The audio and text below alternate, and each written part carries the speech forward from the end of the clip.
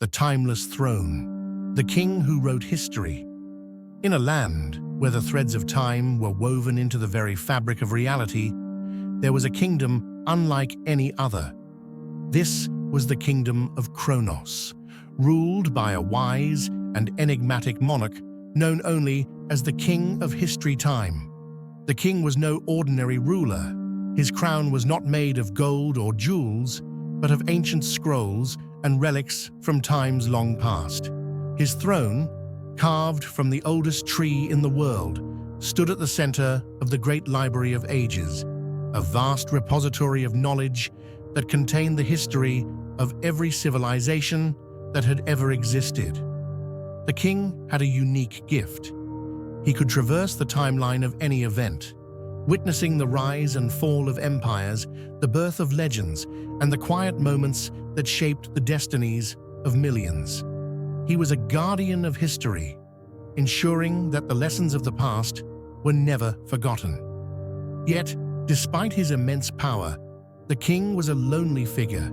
He had watched countless lives unfold, seen love blossom and wither, and witnessed the relentless march of time. He knew the pain of loss, for he had seen it in every era, in every story. His heart ached with the weight of the knowledge he carried, for he understood that history was not just a record of what had been, but a mirror reflecting the souls of those who lived it. One day, a young historian named Elara arrived at the great library, seeking answers to the mysteries of the past. She was determined to learn from the king and uncover the secrets that lay hidden in the annals of time. But as she spent time with the king, she realized that the greatest secret was not found in the ancient scrolls, but in the king's own heart. Elara's curiosity and passion for history reminded the king of the joys of discovery, of the beauty in the fleeting moments that made up a lifetime. For the first time in centuries, the king felt a spark of hope.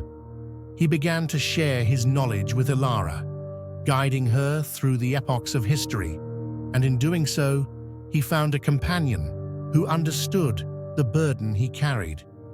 As the years passed, the king and Elara became close friends, and the great library flourished under their combined wisdom. But the king knew that his time was drawing to an end.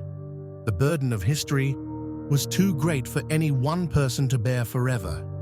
In his final days, the king revealed to Elara a hidden chamber within the library containing a single, unwritten scroll. This scroll, he explained, was the record of his own life, a history that had yet to be written. With a heavy heart, Elara took up the task, recording the king's story, the story of a ruler who had dedicated his life to preserving the past, and in doing so, had found a kindred spirit who would carry on his legacy. When the king of history time finally passed, the kingdom mourned, but Elara knew that his legacy would endure. She became the new guardian of the great library, continuing the work of her beloved mentor.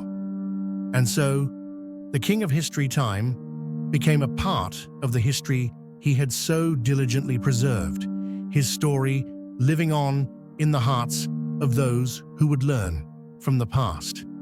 In the end, the king of history time was not just a keeper of history, he was a part of it, a timeless figure whose legacy would echo through the ages, reminding all who heard his story that history is not just about the past, but about the people who live it.